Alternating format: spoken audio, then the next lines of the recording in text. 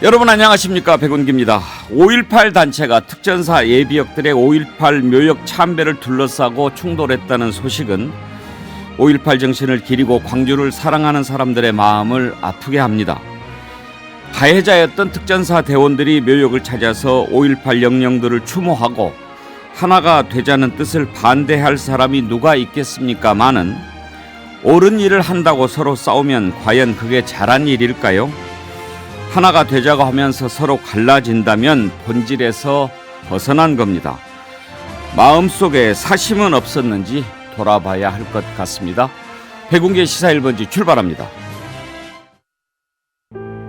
김서방, 박서방, 이서방 정말 고맙네. 자네들 장인도 좋은 날 좋은 곳에서 좋은 대접 받으며 떠나니 마음이 편할 것이야. 고맙네. 서방사거리 9호전 장례식장. 펼쳐보는 거야 더 큰 꿈을 어떤 미래라도. 대학을 선택하는 기준? 취업이죠.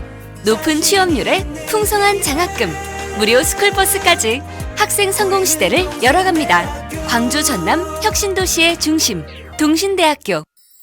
오늘도 우리 가족 건강 지킴이 능주농협 로컬푸드 직매장. 환군 농업인이 생산한 신선한 농산물 우리 가족 건강 지킴이 건강주는 행복주는 능주농협 로컬푸드. 우리 광주 펫쇼 갈까? 제13회 광주 펫쇼. 펫사료, 간식, 의류, 용품, 서비스 등 반려동물을 위한 모든 것이 한자리에. 2월 24일부터 26일까지 김대중 컨벤션 센터. 반려동물 동반 가능. 검색창에 광주 펫쇼. 광주 1국에 메머드급 지식산업센터가 온다. 서광주 IC와 2호선 지하철 본청공단역 예정으로 빠르게 전호실 5톤 트럭 이동이 가능한 혁신적인 구조, 높은 층고로 상상 이상의 공간. 광주 1국 광양 프론티어밸리 9차 지식산업센터. 문의 062-369-8802. 시공 주식회사 광양종합건설. 당신은 지금 어디 살고 계십니까? 우리 순천 시민은 정원에 삽니다. 사람 사는 도시에 대한 새로운 생각. 다가오는 4월 순천에서 시작합니다. 2023 순천만 국제정원 박람회. 17만 제곱미터 공원 속 아파트 상상해 보셨나요? 상무지구와 금오지구를 마주한 마륵공원 속 주거 특권. 광주가 기다린 마륵공원의 위대한 변화. 웨파크 마륵공원 3월 오픈 예정. 1566-1636 마륵파크. 그동안의 정수기와 스팀백의 차이. 100도씨 끓인 물로 맛의 깊이를 바꾸고 100도씨 스팀 살균으로 깨끗함의 차원을 바꾸는, 한마디로 압도적 차이. 정수기의 차이를 안다면 쿠쿠 인스퓨어 스팀백 끓인 물 정수기. 안녕하세요. MG 새마을금고 모델 인교진 소희연입니다. 지금까지의 MG에 앞으로의 MG를 더하면 어떤 금융이 될까요? 한마디로 무궁무진? 금융이 디지털로 따뜻해지고 함께 성장하고 환경에도 진심이니까. 금융 그 이상으로 무궁무진. MG 새마을금고.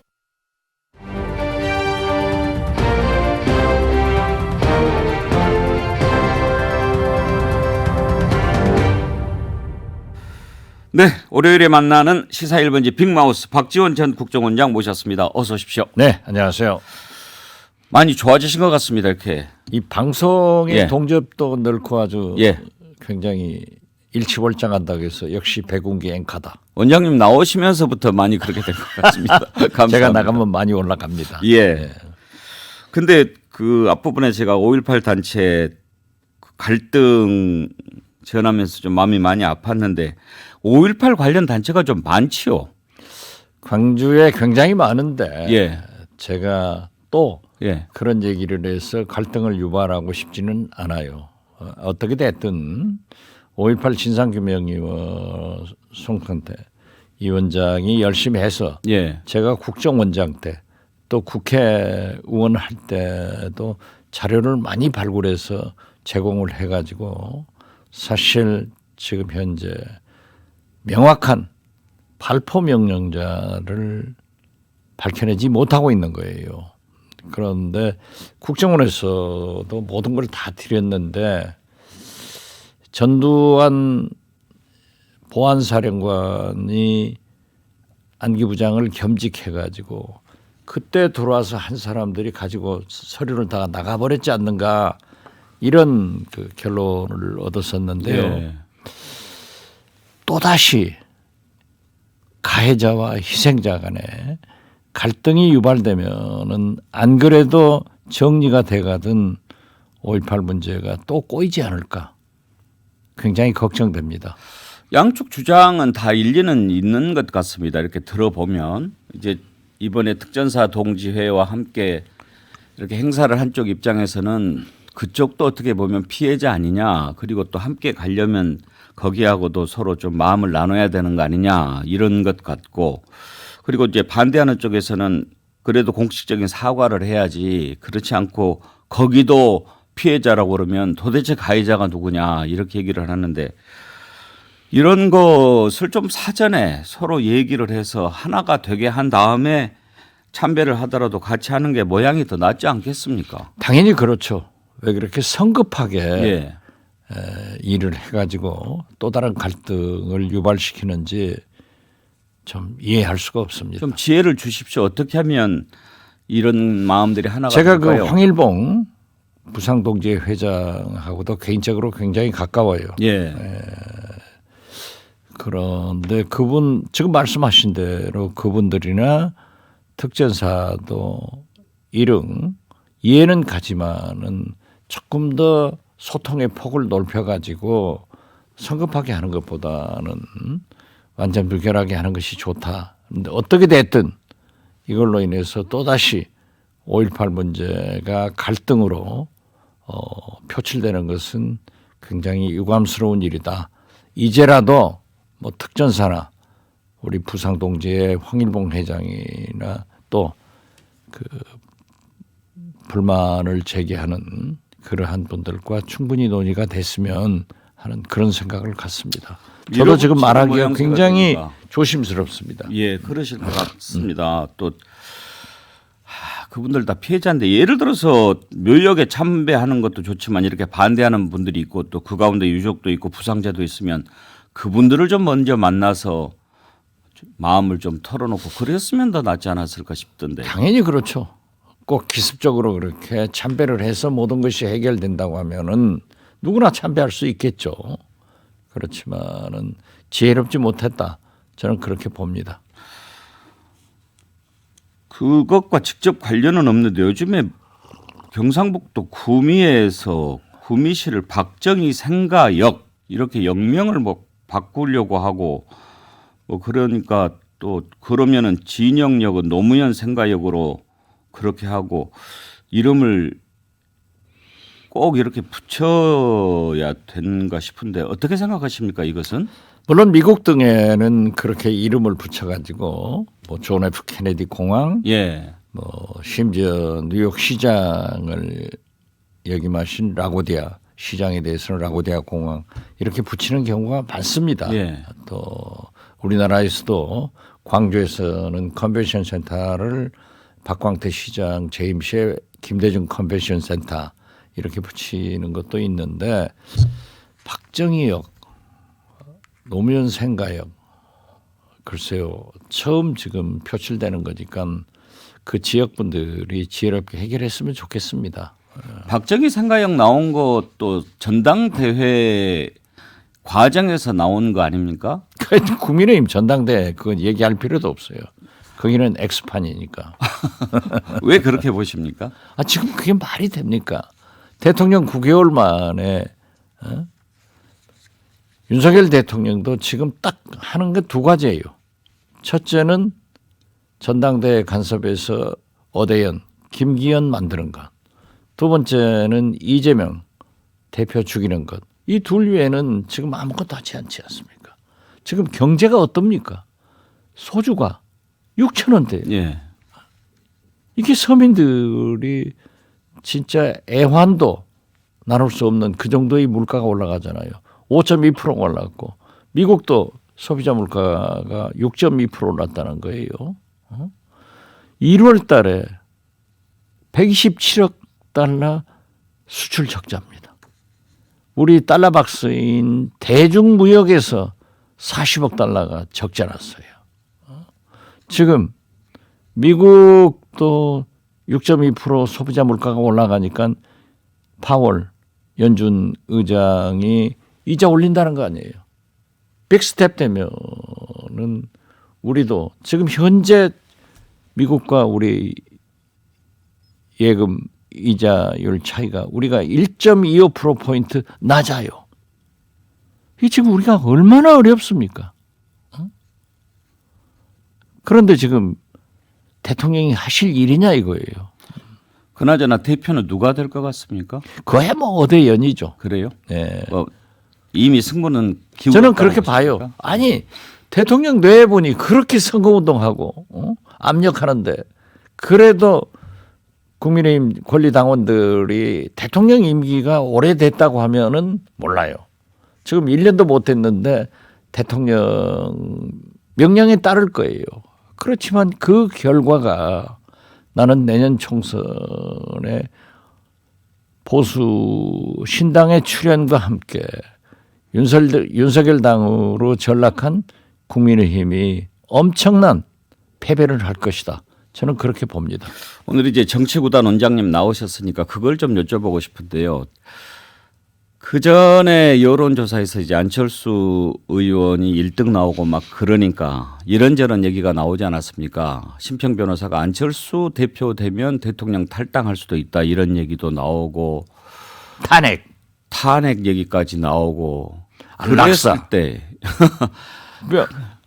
진짜 도저히 아무리 정치권이 막말을 한다고 하지만은 김여정보다 더 막말을 잘해요. 아니 제가 여쭤보고 싶은 것은 그게 단순히 안철수를 꺾고 누르기 위한 차원에서만 나온 얘기인지 아니면 실제로 그런 경우에 대비해서 아니면 되든 안 되든 전당대회 이후에 뭔가 총선 전에 정계 개편이라든지 이런 것을 해볼 생각이 있어서 그런 건지 오랜 정치 경험을 통해서 보셨을 때 어떤 것 같습니까?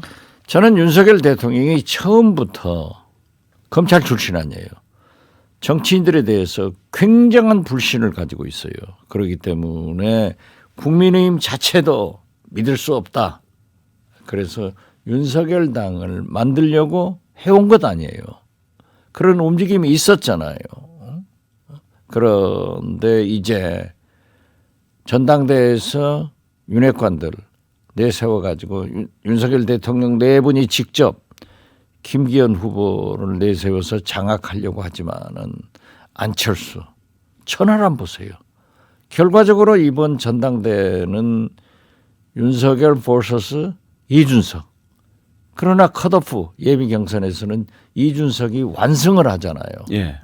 지금도 어차피 어대연 이런 얘기를 하지만은 결선에 만약에 김기현 천하람이 올라갔을 때 또 만약 결선에 김기현 안철수가 올라갔을 때 그 내용은 모르는 거예요. 더 중요한 것은 이렇게 가가지고 공천에 검찰 출신 등 윤석열 대통령이 생각하는 그런 공천을 한다고 하면은 칼질당하는 이준석, 유승민 이런 분들과 현역 의원들이 불을 보듯 제가 오래전부터 예측했습니다마는 내년 4월 총선 전에 분당되는 겁니다. 제가 볼 때는 이준석, 유승민 당이 보수 1당이 될 거예요. 그리고 윤석열 당은 추락하는 거예요. 이렇게 됐을 때 또 설사 내년 4월에 윤석열 당이 승리한다 하더라도 바로 대통령 선거로 들어갑니다. 그 징조가 세계 어느 나라에서 우리 대한민국에서도 헌정사상 있을 수 없었던 게 윤석열 대통령이 막 취임했는데 5년 후 차기 대통령 후보 선호도 조사를 계속 여론조사하고 있잖아요. 그러니까 내년 4월 총선 끝나면은 나는 대선 전국으로 바로 들어간다. 그랬을 때 배치된 국회의원들은요. 미래 권력을 쫓아가지 죽어가는 윤석열 정부를 따라가겠어요? 그래서 나는 제발 윤석열 대통령이 지금이라도 오늘이라도 전당대회에서 손을 떼고 국민이 바라는 대로 야당과 협치를 하고 민생 경제를 살리고 외교 국방 대북 문제에 전념하는 모습을 보여야 윤석열 대통령이 성공한 대통령이 되지 저렇게 전당대 이재명 죽이기 이것만 해가지고 성공하겠느냐. 또 한 가지 제가 말씀드리는 것은 제가 모셨던 김대중 대통령이지만은 김영삼, 김대중, 노무현, 이명박, 박근혜 지지도가 임기 말에 떨어지니까 다 출당되는 험한 꼴을 당했지 않습니까? 유일하게 문재인 대통령이 민주당보다도 예. 당신의 지지도가 높았으니까 민주당이 아무 소리 못한 거예요. 그래서 인위적으로 전당대회를 개입해서 내년 총선에 검찰, 윤핵관들로 만들려고 하지 말고 국정을 잘해서 지지도가 높으면은 아무도 국민의힘도 타치를 못한다. 그렇지만 만약 이런 식으로 지금 가면은 저는 윤석열 대통령 내년부터 레임덕도 시작하고 임기 말에 편하지 못할 것이다. 이렇게 생각합니다. 의장님 말씀 들어보니까 만약에 이번에 김기현 대표가 안 되면 윤석열 당 만들어지는 것은 시간 문제겠네요.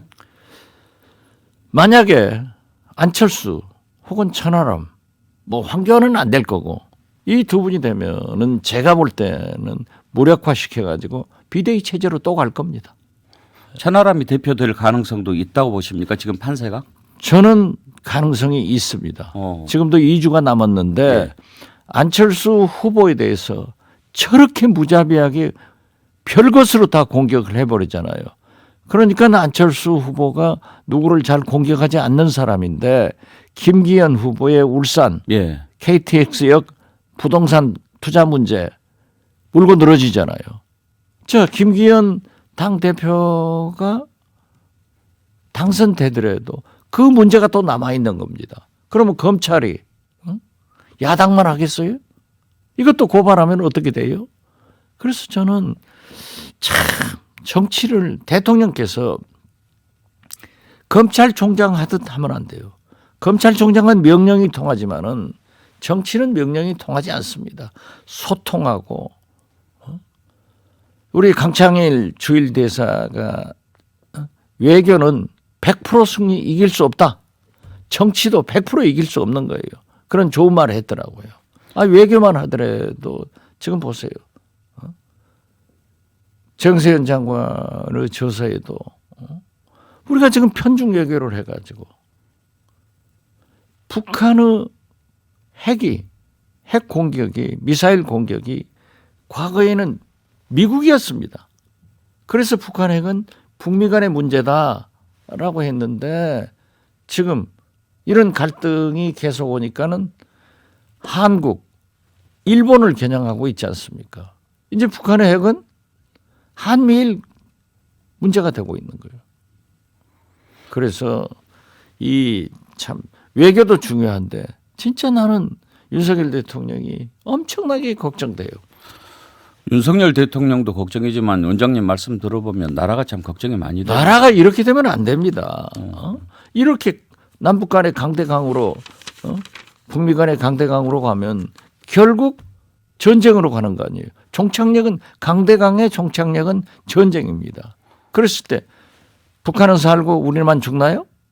우리도 죽고 북한도 죽는 거예요. 나라 걱정돼서 잠은 오십니까? 어제 저녁에 못 잤습니다. 요즘에 정계 개편과 관련해서 김한길 위원장이 여의도에서 상당히 좀 자주 눈에 띈다 이런 얘기를 들었는데 혹시 좀 만나보셨습니까? 저는 안 만나봤습니다. 연락은 안 왔습니까? 연락 안 왔습니다.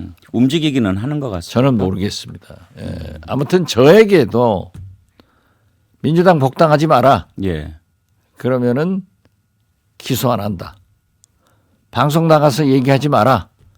안 그러면 처벌된다. 이런 얘기를 하더라고요. 누가요?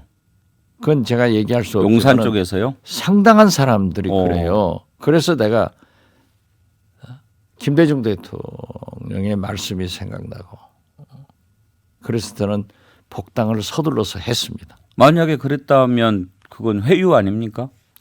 뭐 그런 뜻은 아니겠죠. 우리 민주당 같이 있는 사람들도 그런 얘기를 많이 하더라 이거죠. 그런 거 보면은 좀 움직임이 있지 않는가 예. 이렇게 생각됩니다.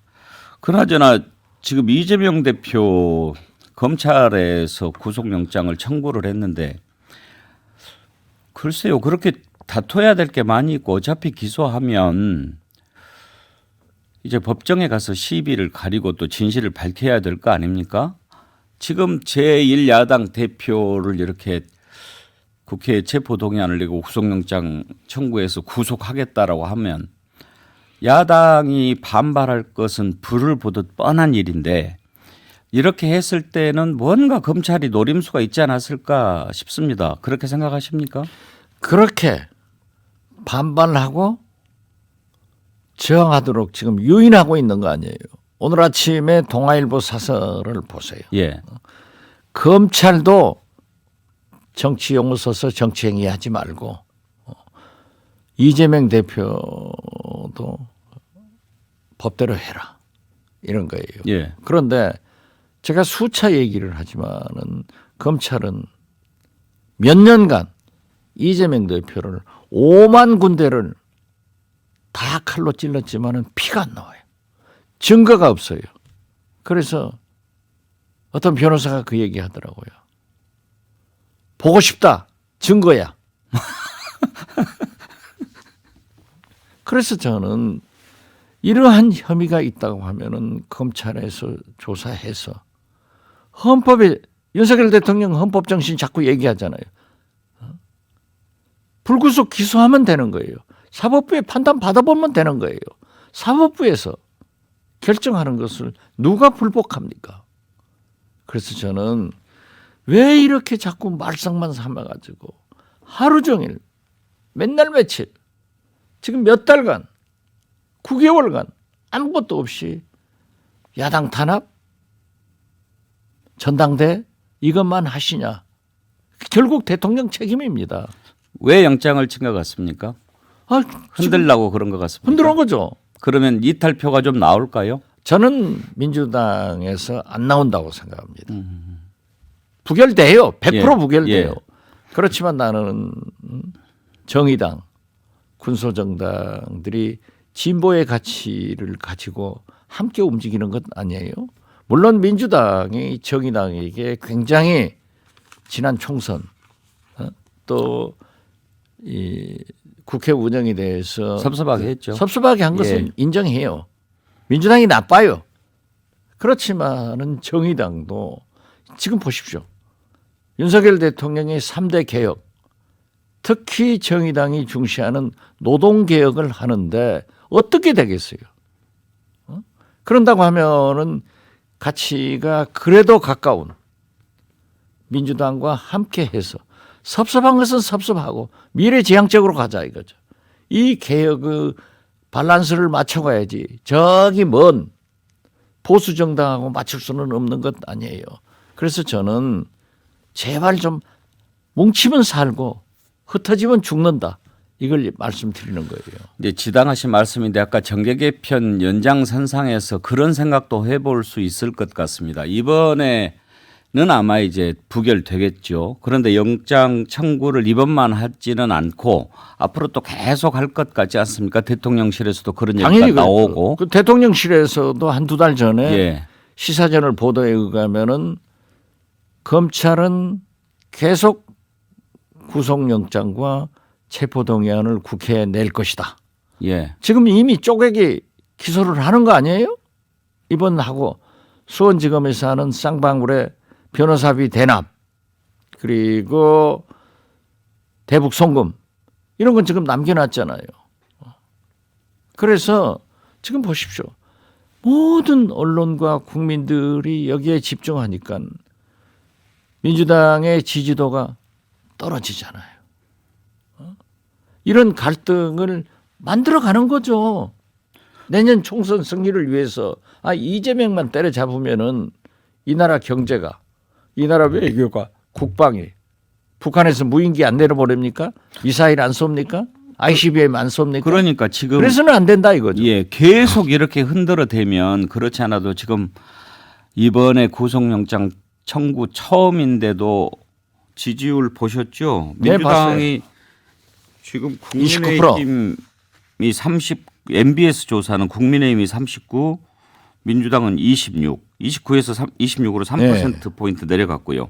갤럽은 국민의힘이 37, 민주당이 30, 7%포인트나 차이가 납니다. 국민의힘하고. 그렇습니다. 지금 전당대회 앞두고 이렇게 시끄럽고 이것도 엑스판이다 막 이런 말이 나오는데도 이렇게 되는데 앞으로 계속 영장 청구하고 흔들어 대면 야 저렇게 돼갖고 우리 어떻게 총선 치르겠나 이런 말이 안 나오겠습니까? 그렇게 되니까 언론에서 보도하니까는 민주당 내부에서도 의원들이 또는 원외 인사들이 흔들리고 있는 거예요. 예.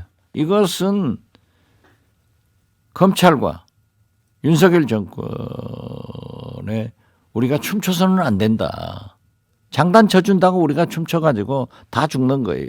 그래서 저는 거듭 말씀드리지만은 지금 민주당이 할 일은 정의당과 진보정당들의 공유를 해서 함께 대처를 해야 되고 특히 민주당은 내일 지구가 멸망하는 한이 있더라도 오늘 이재명 대표와 단결해서 투쟁해야 된다지 저렇게 헛소리 나오면 안 돼요. 계속 그렇게 말씀을 하신 지가 오래되셨는데. 예, 저는 처음부터 그렇게 얘기했습니다. 근데 나무를 심으려고 하는 것보다는 걱정하는 사람들이 더 많은 것 같아서요. 걱정 몇 사람들이 있죠. 그분들도 건강한 민주당이기 때문에 그런 얘기를 할 수 있어요. 그 소리는 좀 더 대서특필하죠. 저 같은 얘기는 뭐 일반적으로 나오니까. 원장님 얘기를 제일 많이 쓰죠. 그러면 다시 정계 개편 최종적인 그림으로 돌아가서 내년 총선 이대로 치를 것 같다와 분명히 변화가 있을 것 같다.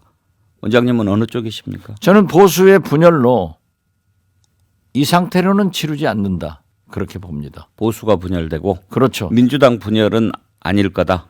지금 현재 민주당은 분열할 힘도 없어요. 예, 항상 하시는 말씀인데 알겠습니다. 오늘 나온 리얼미터 조사를 보니까 윤석열 대통령 긍정평가가 6주 만에 조금 더 올랐더라고요. 뭐 특별히 한 게 없어 보이는데 조금 오른 이유는 어디에 있을까요? 지금 뭐 은행 돈 장사하지 마라. 뭐 이런 것들을 지금 막 얘기하잖아요. 예. 그래서 뭐 물가, 공공요금 내려라. 이러니까 국민들은 좋죠. 민생에 신경 쓰는 모습을 좀 보이니까. 그렇죠. 그렇지만은 보십시오.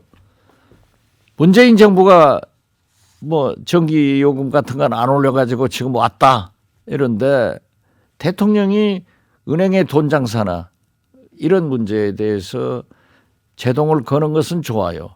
그렇지만 그것이 관치금융으로 가서는 안 되고 또 만기 칠람에서 모든 걸 다 국민 속 시원하게 하면은 되겠냐고요. 자, 어째서 문재인 대통령한테는 전기요금, 공공요금 안 올렸다고 그렇게 야단치더니 자기들은 뭐예요? 그래서 그러나 서민들은 좋아하고 국민들은 좋아하죠. 이렇게 민생에 조금만 신경 쓰는 모습 보이면 올라가고 당연히 그러죠. 어떻게 하면 올라가는 줄 아는데 왜 그러는지 모르겠어요. 그러니까 제밥에 온 정신을 두고 있는 거죠. 내년 총선 승리 절대 이건 하여튼 안 됩니다. 원장님만 만나면 시계가 워낙 빨리 갑니다. 벌써 다 시간이 됐는데 오늘 말씀 연장하죠, 감사합니다. 또 뵙겠습니다. 예. 네, 이분은 세 분 패널과 함께하겠습니다. 박원석 전 의원, 윤경호 전 매일경제 논설위원, 정군기 동국대 개공교수 나오셨습니다. 어서 오십시오. 네, 안녕하세요. 다음 주 월요일이 27일이죠. 그날 이제 이재명 대표에 대한 체포동의안 표결이 있을 것 같은데 방금 전에 박전 전 국정원장 정의당이 상당히 좀 아쉽다 이런 얘기를 많이 하시더라고요. 박원석 의원. 예. 정의당이 체포동의안 들어오면 찬성하겠다가 당론입니까? 그렇게 볼 문제는 아닌 것 같고요. 예. 일단 정의당은 당론으로 국회의원 불체포 특권 폐지를 오랫동안 주장을 해왔습니다. 국회의원 불체포 특권이라는 게 과거에 독재 정권 시절이나 이럴 때 국회의원들의 자유롭고 안정적인 의정 활동을 보장하기 위해서 만든 제도인데 지금 시대는 좀 안 맞는다. 그래서 정의당이 19대 국회 때 만들어진 정당인데 19대 국회 이후로 국회로 온 체포동의안에 대해서 그 대상이 누구인지를 막론하고 다 찬성 표결을 했습니다. 당론에 따라서.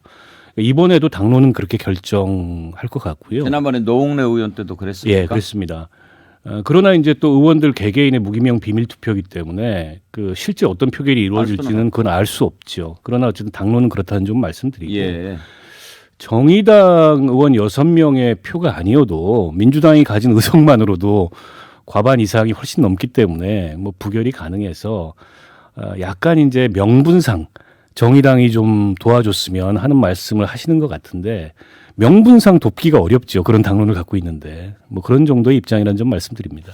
근데 이제 윤경호 의원 지금 꼭 체포 동의안이 통과된다 안 된다를 떠나서 민주당이 지금 하고 싶은 일들이 많이 있지 않습니까? 뭐 특검도 하고 싶고 이렇게 하고 싶은데 그러려면 정의당이 함께 해줘야 가능한 것들이 많지 않습니까? 그렇죠. 그것 때문에 이제 이 체포 동의안에서 정의당이 당론으로 체포 동의안은 뭐 특권은 포기해야 된다라고 하는 게 계산이 좀 안 맞는 거죠. 그러니까 정치 개혁 차원에서 여러 제도 개선 그래서 국회의원 현역 불체포 특권 폐지 이건 뭐 길게 봐서는 필요해요.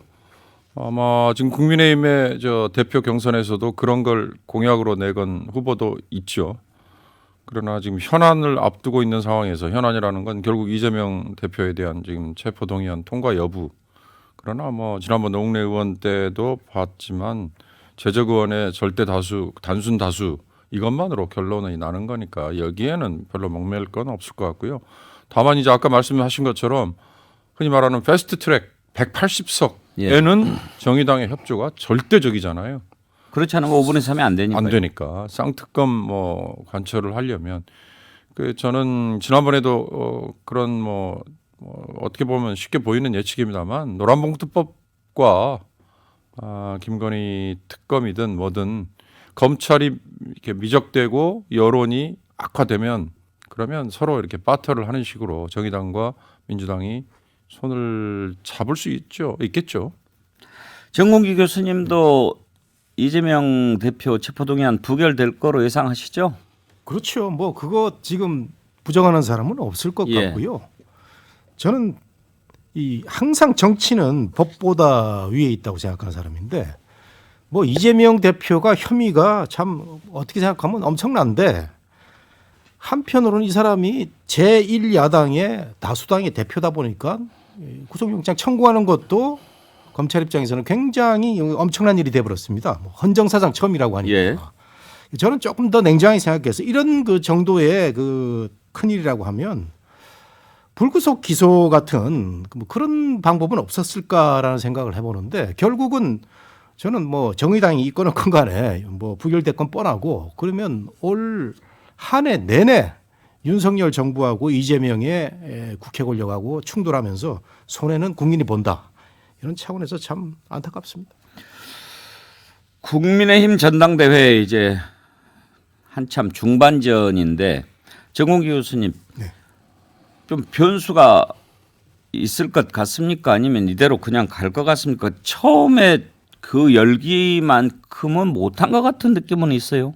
네, 뭐 네거티브전이 벌어지고 뭐 정체성 얘기가 나오고 또 한 후보에 대해서는 부동산 투기 얘기가 나오고 이러다 보니까 갑자기 국민들이 보기에는 좀 진부해진 느낌이 없잖아 있어요. 그런데 이 와중에도 이준석 계감위는 천하람 후보의 그 어떤 약진 뭐 활동이 좀 돋보인다고 그래가지고 미디어에서는 뭐 대대적으로 이렇게 또 분석을 하고 있는데 그렇다고 해서 천하람 후보가 결선에 올라갈 수 있느냐라고는 저는 생각되지가 않는데 어쨌든 그 뭐 천하용인인가요? 뭐 그 젊은 정치인들의 그 약진은 좀 두드러져 보이고 그 다음에 저는 이번에 천하람 후보가 그렇게 영어를 잘하는지 몰랐습니다. 그 영어 방송에 나와서 영어를 하는 거 보니까 아, 우리 정치인 중에서도 저렇게 영어를 잘하는 사람이 있구나. 예. 제가 이런 국회의원 중에서 한 5손가락 안에 들지, 국회의원은 아니지만 정치인 중에서 5손가락 안에 들지 않나 이런 생각이 듭니다. 영어 잘하던가요? 예, 제가 봐도 제가 그 TBS EFM에 한번 나갔었거든요. 예. 근데 저도 그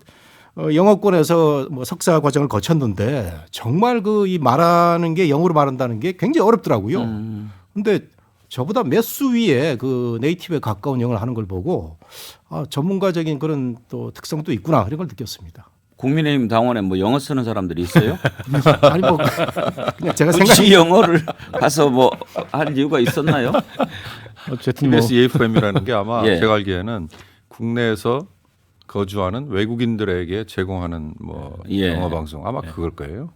아마 그 정도 영어를 하려면 어렸을 때 외국에서 체류했던 경험이 아니고는 아니 요즘 세대들은 쉽지 않을 어학연수도 많이 다녀오고 또 유학 경험도 물론 상대적으로 그렇지만, 과거보다 많고 해서 뭐 개인적으로 어떤 경험을 가졌는지 모르겠지만은 아니 정치인이 뭐 잘한다는 건 나쁠 거 없죠. 예, 뭐 예, 국민들이 예, 보기에도 지지자들이 보기에도 뿌듯할 것 같고 저는 지금 국민의힘 전당대회 중반전쯤 됐는데요. 가장 두드러진 양상은 안철수 후보가 페이스를 잃은 것 같아요.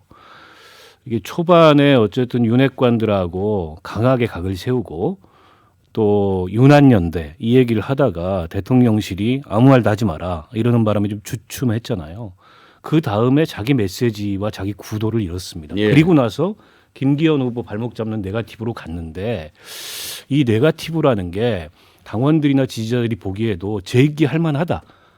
그리고 의혹이 갈수록 커진다. 이런 거면 모르겠는데 공방은 있지만 이게 그럴 만한 정도의 소재인가. 왜냐하면 한 번 다 지나간 얘기고 또 이걸로 인해서 얼마나 특혜를 받는지도 사실은 좀 불분명한 그러니까 팩트 파인딩이 잘 안 되는 그런 네거티브를 하고 있어서 저는 안철수 후보가 전략과 페이스를 잃은 것 같고 예. 이렇게 되다 보니까 지지율 양상이 양쪽으로 흩어집니다. 김기현 후보 쪽으로 흩어지고 그리고 천하람 후보 밑에서 치고 왜냐하면 천하람 후보는 성격이 뚜렷하잖아요. 비운 후보라는. 예. 그러니까 안철수 후보는 이도저도 아닌 양상이 돼가지고 최근에 드는 생각은 저러다 완주하겠나 싶은 생각까지 드는 거예요. 완주도 완주지만 만약에 안철수 대표가 3등이 되면 어떻게 돼요? 아, 뭐 개인적으로는 그러면 하긴 클 국민의힘 내에서 전망을 잃게 되겠죠. 그러니까 페이스 얘기를 하셨는데 하여튼 스텝이 좀 꼬였어요. 그렇습니다. 저는 그 일정적인 장면이 지난번 TV 토론 때 두 가지 뭐 이렇게 TV조선에서 뭘 재밌는 걸 많이 만들었더라고요. 뭐 밸런스 게임 뭐 이런 건데 거기에서 이번 전당대회 윤심이 있다 없다 뭐 이 동그라미 X 뭐 드는 거 있잖아요. 네. 없다고 윤심이 없다고 들더라고요. 그래서 왜 저럴까? 그러니까 이제 안철수 대표는 대통령하고 각을 세우기도 곤란하고 그렇다고 또 뭐 비판 안 할 수도 없고 좀 어정쩡한 스탠스지만 대통령이 지금 개입하고 있다는 거는 다 아는 건데 그걸 굳이 뭐 대통령이 없다고 했으니까 없습니다 뭐 이렇게 한다는 게 좀 이상하더라고요. 아니, 성대모사까지 하십니까 이제? 그리고 또 한동훈 장관을 선대위원장으로 쓰겠느냐 또 혼자 또 선대위원장 쓰겠다고 해요. 그렇게 하면 뭐 친윤이 됩니까?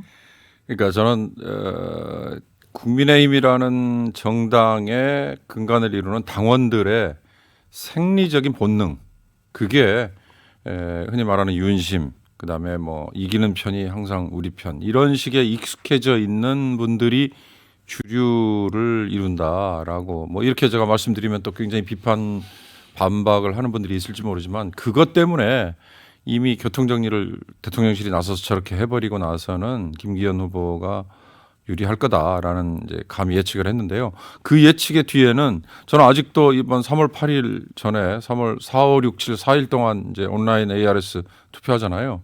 저는 안철수 후보가 주저앉을 가능성에 대해서 여전히 저는 주목하고 있습니다. 그러니까 말씀하신 것처럼 예를 들어서 3위 정도밖에 안 나올 것 같다 싶으면 아마 또 주저앉을 수도 있고요. 주저앉는다 그러면 여기서는 이제 명분이라는 게 사실 없죠. 단일화라는 게 과거에는 누구를 위해서 뭐 이기는 편에게 손을 들어주기 위해서 이거였는데 그런 점에서 안철수 후보는 지금 굉장히 어정쩡하게 돼버렸다는 거 아까 저 앵커가 말씀하신 것처럼 아니 본인에게 온 지지율은 다 반윤 이걸 가지고 지지를 보내줬는데 그 지지를 받아먹지 못하니까. 그러니까 밀어붙였어야 한다는 지적들이 많더라고요. 그 대통령 정무수석이 아무 말도 안 하면 아무 일도 안 생길 거다. 이 얘기 했을 때 받아쳤어야죠. 그걸 못 받아치고 입을 다무니까 뭐 저런 사람이 정치할 수 있겠나. 근데 이런 반응들이 나오는 것 같고요. 그러니까 이른바 이제 실버 크로스라 그러는데 천하람 후보 쪽에서는 안철수 후보를 곧 이제 역전할 거다. 거의 다 역전했다. 이렇게 얘기하고 있어요. 근데 아직 그렇게 여론조사 지표상 나온 건 없습니다. 근데 그런 현상이 보이면 지금 이제 말씀 주셨듯이 명분상 여기서 후퇴할 명분은 없어요. 안철수 후보가. 명분이 하나도 없습니다. 근데 이제 이렇게 끝까지 가가지고 만약 천하람한테 지고 천하람이 결선에 가는 이런 그림이 나오면은 뭐 천하람 후보로서는 그야말로 이제 땡 잡은 일이 되겠지만 안철수 의원이 이 당내에서 정치가 끝나는 거거든요. 그 상황을 또 감내하기는 쉽지 않을 거고 굉장히 진퇴양난 상황이 될 것 같아요.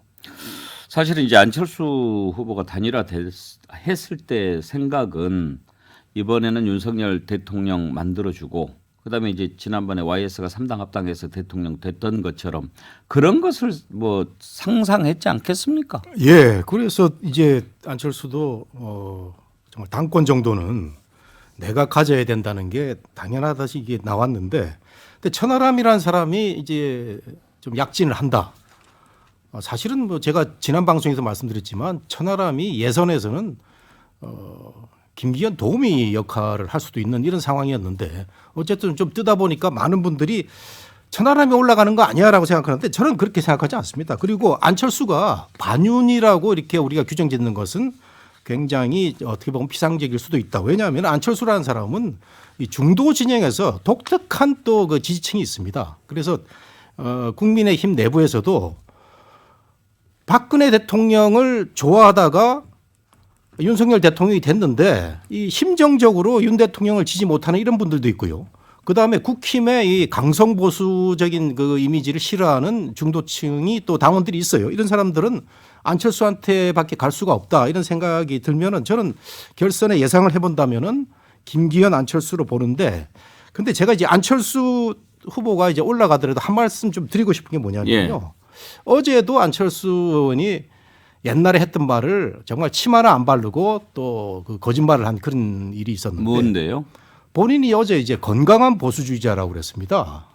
결국은 이제 표가 아쉬우니까 본인이 10년 동안 한 번도 보수라고 얘기해본 그런 그 얘기 없었는데 어제 느닷없이 건강한 보수주의자. 나는 기업을 경영해봤고 기업을 만들어봤고 나처럼 시장을 이해하는 사람이 어디 있냐. 이런 느닷없는 보수주의자 얘기를 했거든요. 근데 저는 옛날부터 안철수는 보수가 맞는데 어떻게 하다 보니까 강남 좌파형 정치인들하고 어울리다 보니까 머리만 이제 그 강남 좌파형 생각을 하게 된 거죠. 뭐 박원순이라든가 이런 사람들하고 어울려 다니다 보니까 보수가 맞는데 보수가 아니라고 한 거예요. 그래서 결국은 돌고 돌아서 뭐 온 거는 저는 잘했다고 생각이 되는데 안철수 의원이 그동안에 국민들한테 거짓말한 게 한두 번이 아니잖아요. 예를 들면은 뭐 그 마지막 TV 토론 때도 나는 마이웨이 한다.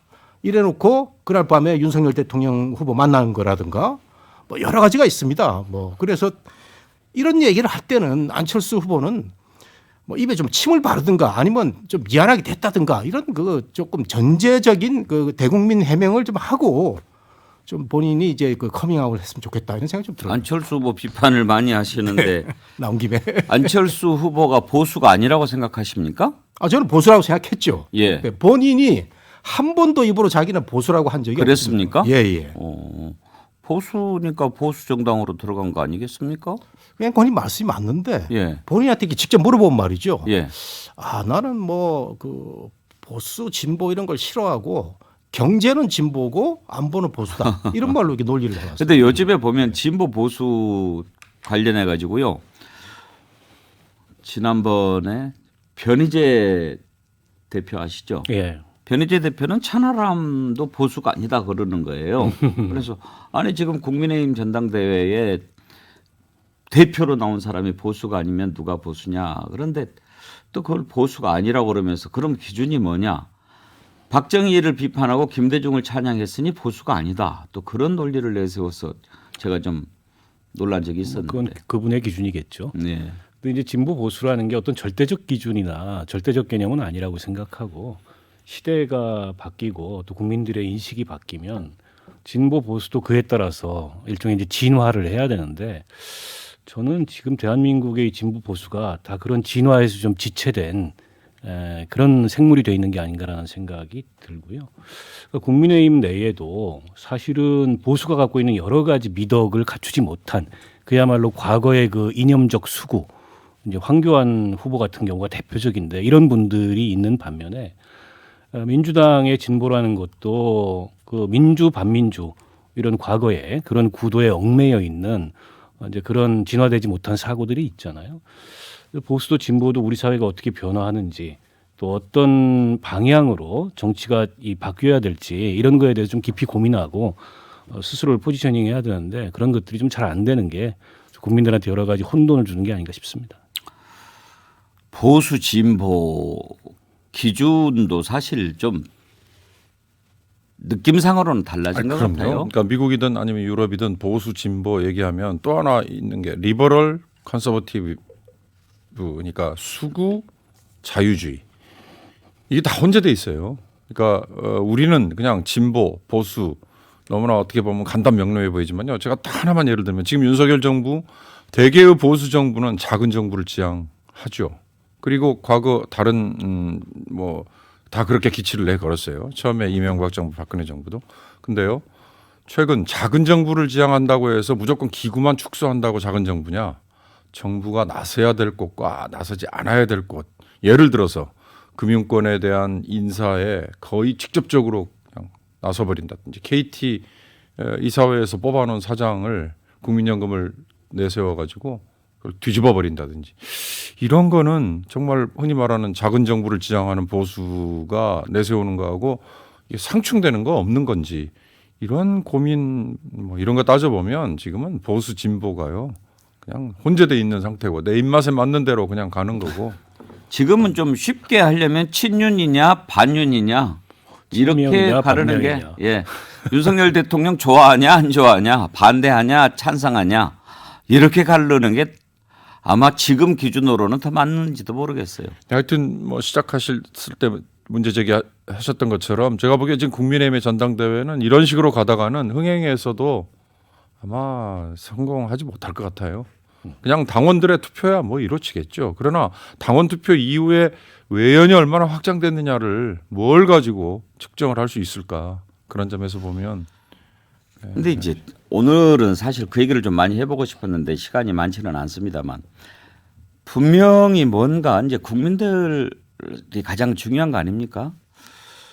전체적으로 돌아가는 모양새를 봤을 때 대통령실에서 저렇게까지 개입한 것 그랬다가 만약에 안 되면 어떻게 할까도 생각하고 있을 텐데 어찌됐든 대통령은 새로운 판을 꿈꾸는 것 같고 민주당을 막 이렇게 흔들면서 뭔가 분열을 좀 하려고 하는 것 같고 그래서 정계 개편 얘기가 끊임없이 이제 나올 것 같은데 어때요? 박원석 의원 보시기에 내년 총선 지금 이대로 치를 것 같습니까? 아니면 뭔가 변화가 있을 것 같습니까?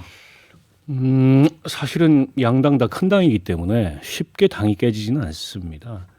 근데 이제 제도가 만약 변화하면 당이 깨질 수 있는 요인이 제도 내에 형성이 되는 거고 그게 아니고 당내 갈등이 이제 더 걷잡을 수 없는 상황으로 치닫는다. 예를 들어서 이번 전당대회에 대통령실의 개입 정도가 아니고 아예 대통령실이 공천을 하려고 나선다. 이른바 공천 학살을 한다. 그러면 이제 그런 게 하나의 요인이 되겠죠.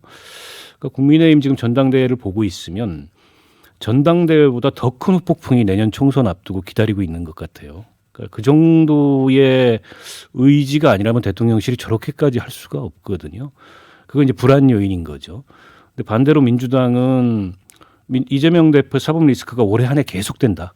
계속 이제 체포동의안 오고 계속 부결시키고 방탄 이미지 짙어지고 지지율 떨어지고 총선 앞두고 이럴 수도 저럴 수도 없는 상황이 됐을 때 당내에서 아마 이재명 대표의 진퇴를 놓고서 이른바 친명 비명 간의 갈등이 극대화되면서 당이 쪼개지거나 분열될 가능성이 있죠. 근데 이제 국민들은 어디 하나 마음 줄 데가 없는 게 지금 정치 지형의 솔직한 이 상황이 아닌가 싶습니다. 그래서 저는 어느 때보다 제3당, 그러니까 합리적 그 말하자면 정치를 지향하는 제3당의 출현 가능성이 높은 상황이긴 한데 그럴 만한 이제 기반 자원 뭐 이런 인적 네트워크 이런 것들이 잘 보이지 않는 게 현재로서 좀 정계 개편의 가능성이 높지는 않은 것 같아요. 정봉기 교수님 전망은 어떻습니까? 뭐 정계 개편이 내년 총선 이후는 모르겠지만 내년 총선까지는 시간도 촉박하고 저는 뭐 좀 불투명하다 이렇게 생각이 되고요.